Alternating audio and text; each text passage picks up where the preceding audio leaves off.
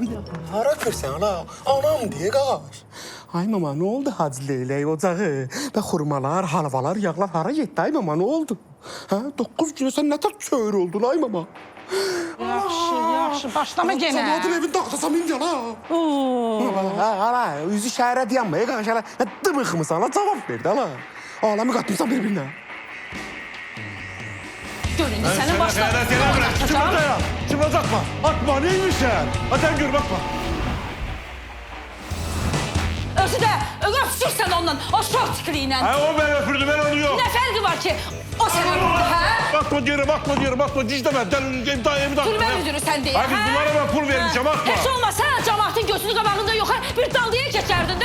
Hayır beni şantaj edipler. Ben ona sana hayret edememişim. Öpürüm ben onu. Bəsli bəhanə gətirdin. Mən bunu sənə heç vaxt bağışlamayacağım. Çimnaz sen buna peşman olasın Çimnaz. Çimnaz.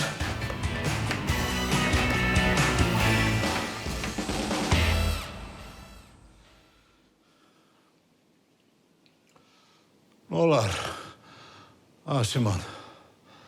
Deməli, siz mənə qarşı bu namərdliyi elədinizsə, heç onda Südabə də türməyə qayıtmayacaq. Hə, mən indi bilirəm neyniyəcəm.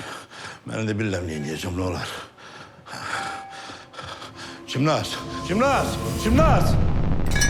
Çimnaz!